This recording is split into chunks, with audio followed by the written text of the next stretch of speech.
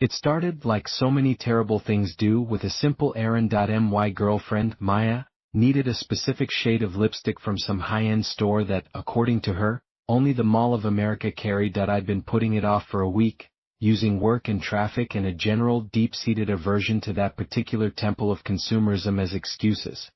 But it was a rainy Saturday in October, the gray Minnesota sky pressing down like a damp wool blanket, and I'd run out of reasons. "Come on, Leo," she'd said, her voice a mix of plea and promise. She was standing by the door of my apartment, already wearing her jacket, a thin, cream-colored thing that did nothing against the chill but everything for her figure. "We'll make it quick. In and out. I'll even buy you a pretzel." I remember looking at her, at the way the soft light from the hallway caught the gloss on her lips, making them look perpetually wet and inviting. Her jeans were so tight they seemed painted on, and I found myself staring at the curve of her hips, the way the denim strained just slightly at the tops of her thighs. It was a familiar, distracting ache that I wanted to stay in, order food, and peel those jeans off her right there in the hallway. But she had that look in her eye, the one that said the lipstick was non-negotiable. "Fine," I sighed, grabbing my own coat, "but you're driving." The drive from my place in uptown Minneapolis to Bloomington was a slick, gray smear. Raindrops streaked the windshield, distorting the world into a series of bleary taillights and gloomy silhouettes. Maya drove with a quiet focus, one hand on the wheel, the other resting on her thigh. I watched that hand, the delicate bones of her wrist, the pale skin, the simple silver ring she always wore on her middle finger. My eyes traveled up, to where the sleeve of her jacket had ridden up, showing a faint, almost invisible tracing of blue veins. I had a sudden vivid image of pressing my lips to that spot, feeling her pulse jump under my mouth. It was a stupid, intrusive thought for a dreary afternoon, but that was the effect Maya had on me. A constant, low-grade hum of desire that never really switched off, even when it was inconvenient. The Mall of America loomed out of the rain like a colossal spaceship that had landed in a puddle. Even from the outside, its sheer scale was oppressive. We pulled into the entrance of the massive parking ramp, the tires humming on the ridged concrete. A robotic arm handed us a ticket, and a digital screen flickered to life, directing us with green arrows. "Follow the green," Maya murmured, more to herself than to me. We spiraled upwards, the sound of the engine echoing in the cavernous space. Level after level, the ramps were a dizzying, identical maze of gray concrete and painted lines. It was surprisingly crowded for such a miserable day. We passed full row after full row, the red taillights of other cars reflecting in the puddles on the floor. "This is insane," I muttered, leaning forward to peer through the rain-streaked windshield. "Where is everyone parking?" "Just keep going," Maya said, her voice tight. "There has to be something up higher." We reached level 5, then 6. The air in the car felt thick, recycled. The radio, which had been playing some inoffensive pop station, suddenly fizzed with a burst of static. Maya reached over and turned it off. The silence that followed was heavy, broken only by the swish of the wipers and the drone of the engine. Then the digital sign at the entrance to level 7 glowed a steady, unambiguous green. Available spaces. "Finally," Maya said, a note of relief in her voice. We turned onto the level. It was different. The lighting was dimmer, the long fluorescent tubes above flickering with a tired, jaundiced glow. The air was colder, carrying a damp, metallic smell like old coins and wet cement, and it was utterly, completely empty. Not a single other car. Our headlights cut 2 lonely beams through the gloom, illuminating vast, vacant stretches of asphalt. "This is creepy," I said, the words out of my mouth before I could stop them. "It's just a quiet level," Maya replied, but I saw her fingers tighten on the steering wheel. Her knuckles were white. "Let's just grab a spot and get inside." She drove slowly down the central aisle. The only sound was the crunch of gravel under our tires and the distant, mournful drip of water from some unseen leak. The numbered signs for each row hung from the ceiling, swaying almost imperceptibly in a draft I couldn't feel. Then a new digital sign mounted on a concrete pillar up ahead, lit up. It was a simple red arrow pointing to the right, and the number B47 glowed beneath it. "There," I said, pointing. "B47. It's assigning us a spot." Maya turned the wheel, and we crept into row B. The flickering lights created a strobing effect, making the shadows between the pillars jump and twitch. We counted down the numbers painted on the floor. B44, B45, B46, and then B-47. It was the last spot in the row, tucked right up against a massive, square concrete pillar. A dead end. Maya pulled in the front of the car, stopping a foot from the rough gray wall. Great, I said, unfastening my seatbelt. A corner spot. Feels like we're being buried. Stop it, Leo, Maya said, but she was staring past me out my window at the pillar. I followed her gaze. The concrete was covered in fingerprints. They weren't old, smudged, greasy marks. They were fresh. Perfect. As if someone had very deliberately, very carefully pressed each and every one of their fingertips into the wet concrete just moments before we arrived. The concrete itself was a different shade than the rest of the pillar, darker, newer, still slightly damp to the eye, and the prints, they weren't random. They were layered, thousands of them, maybe tens of thousands, covering every square inch of the pillar's surface from the base all the way up as high as a person could reach. But they were all the same whorls, the same arches, the same unique pattern, repeated over and over and over again like some insane piece of art. What the hell? I whispered. I opened my door and got out, the sound unnaturally loud in the silence. The air was frigid. I walked around the front of the car to the pillar. Maya rolled down her window. Don't touch it, she said, her voice hushed. I had no intention of touching it. I stood a few feet away, just staring. The fingerprints were a perfect match. Every single one. It was impossible. It was like looking at a single snowflake, and then finding a blizzard made of that exact same, impossibly complex design. It's some kind of prank, I said, more to convince myself than her. Some art student with too much time and a stamp. It's fresh, Leo, Maya said. It looks wet. She was right. A faint, chemical smell, like plaster or quick-drying cement, hung in the air around the pillar. I took a step closer, my eyes tracing the maddening repetition. It was hypnotic. My own fingers tingled, a sympathetic itch. I shoved my hands into my pockets. Let's just go, I said, turning back to the car. We'll find a different spot on the way out. We locked the car and started walking towards the elevator bank, our footsteps echoing. I kept glancing back over my shoulder. The pillar stood there in its lonely corner, a silent, textured monolith. It felt like it was watching us. The elevator doors were a grimy, brushed steel. I pressed the button, and a light flickered feebly behind the plastic. We waited.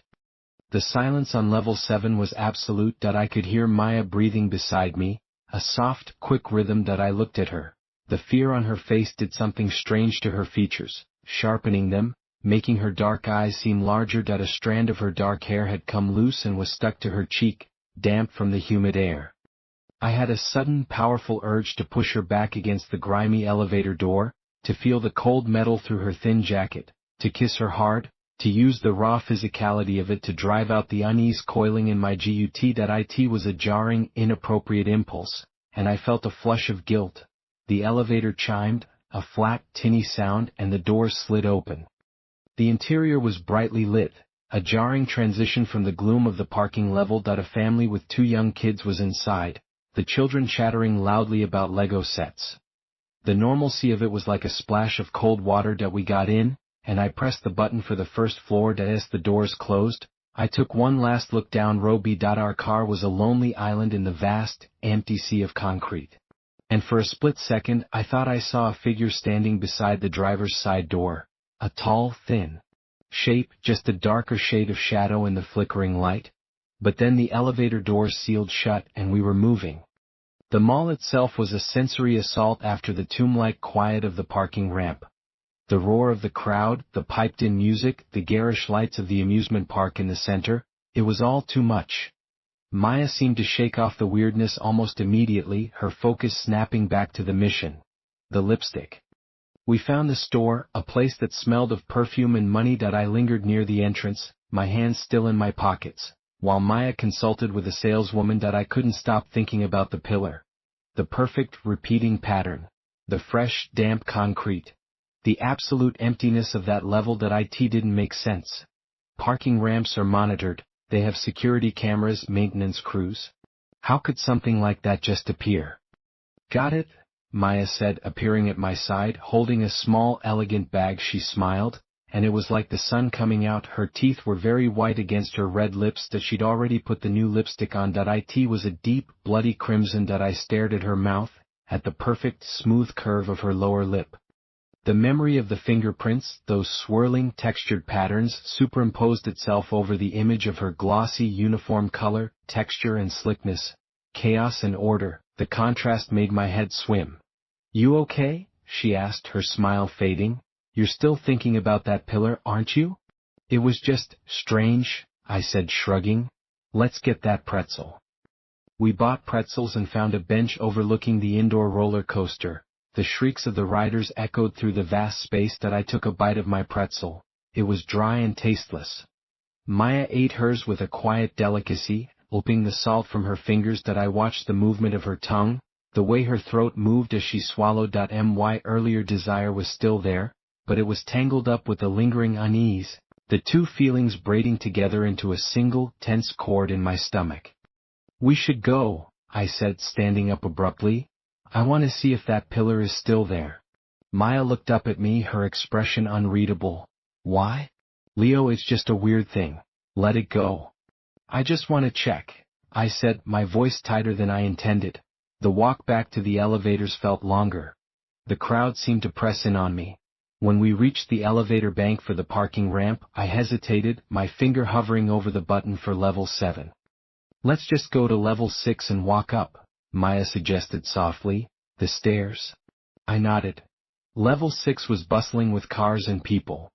The sound of slamming doors and chirping alarms was a welcome relief. We found the stairwell, a grim, concrete shaft that smelled of stale urine and disinfectant, and climbed the single flight to level 7.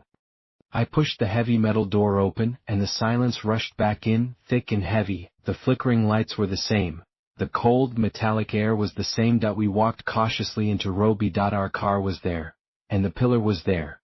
But it was different. The fingerprints were gone. The entire surface of the pillar was now smooth, finished, the same dull, aged gray as all the others. There was no trace of the dark, fresh concrete. No trace of the millions of identical whorls. It was as if it had never been. I walked right up to it, my heart hammering against my ribs. I ran my hand over the surface. It was cold, rough, and utterly unremarkable. "What the hell?" I breathed. "Maybe it dried," Maya said from behind me. Her voice was small. Or we imagined it." "We didn't imagine it," I snapped, turning to her. "You saw it, you said it was fresh, you said not to touch it." "I know what I saw, Leo. But it's gone now. So what are we supposed to do?" I looked around the empty level. Nothing. No one. The feeling of being watched was so intense it was a physical pressure on the back of my neck. My eyes were drawn to the floor near the base of the pillar. There, in a fine layer of dust and gravel, was a single fresh footprint. It was long and narrow, with no discernible tread. It pointed away from the pillar, towards the dark, gaping maw of the empty parking spaces beyond. "Let's just get out of here," I said, my voice low. We got into the car. I was driving this time. I started the engine, the noise shockingly loud. I put the car in reverse and began to back out. As I did, my headlights swept across the pillar we had just been staring at. For a fraction of a second, in the moving beam of light, the surface of the pillar seemed to writhe.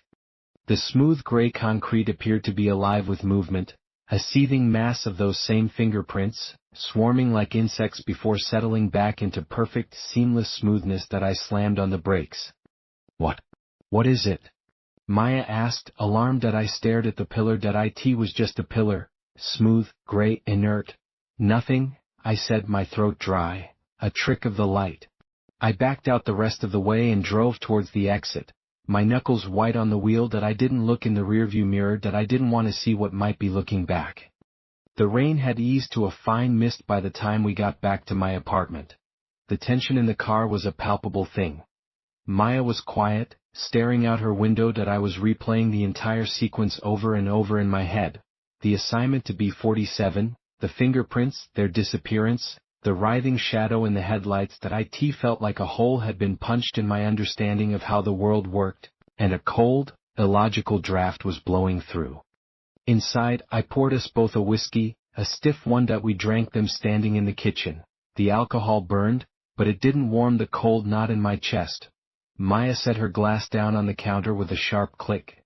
I'm going to take a shower, she said, not looking at me. I feel grimy. She walked out of the kitchen and I heard the bathroom door close, followed by the sound of the lock turning. It was a small sound, but it felt like a rejection that I poured myself another whiskey and went to sit on the couch in the dark living room. The image of the pillar was burned onto my retinas. Those fingerprints, the same pattern over and over. An identity, replicated to the point of meaninglessness, that a signature that signed nothing but its own endless repetition. The shower ran for a long time. I finished my second drink and just sat there, listening to the water, staring at the faint, city-lit glow on my ceiling. My mind kept circling back to the footprint, long, narrow, pointing away.